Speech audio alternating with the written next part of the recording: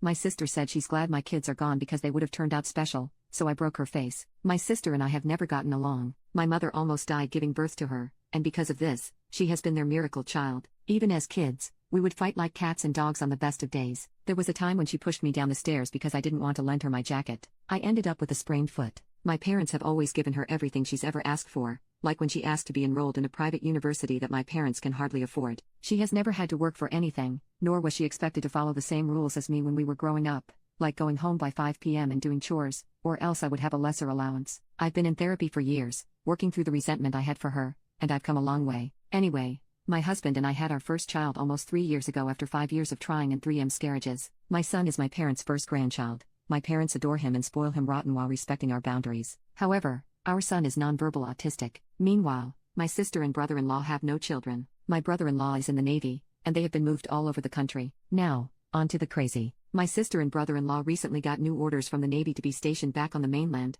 though it was still across the country from where our family lives. They decided to come home to visit before they relocated since they hadn't seen family for a long time. My parents decided to throw a big family cookout so the family could come together and see them before they moved across the country again. I didn't want to go but knew it was important to my parents, so I decided to go anyway. My husband had to work, so I took my son to the party. Our whole extended family was there, as was my brother-in-law's immediate family. Everything was going great for the first hour we were there, but things started to go downhill when my sister came in, drinking a Red Bull. She set it down on the coffee table in the living room without even thinking about it. My dad saw this and mentioned that she might want to move her drink because small children were running around, and it could get knocked over. She said she would but never did. A little later, my son came running in, saw the shiny can on the table, and reached for it. He ended up dumping the whole can on the floor. My sister was pissed that her drink had been wasted. She looked at me and said I should clean up after my kid, but I replied, "Dad told you it would get knocked over. You should have moved it." My dad made my sister clean up the mess, which pissed her off even more. After that, she kept quietly making derogatory comments about my son to other family members,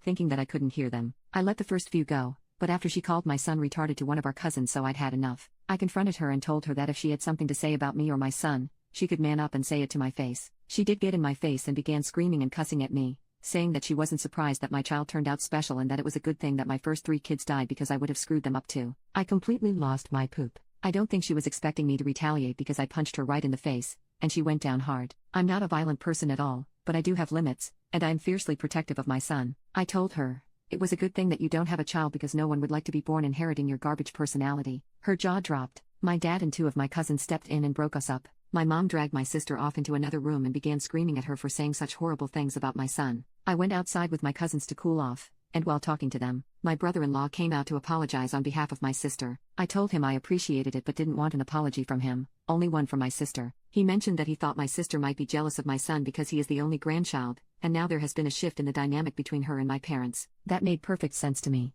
With them doting on my son constantly, there was no room for them to spoil her. I took my son home shortly after all of this occurred. Honestly, I don't care if I ever see my sister again. I feel bad for ruining my parents' party, which they worked so hard on. Am I the astronaut for punching my sister?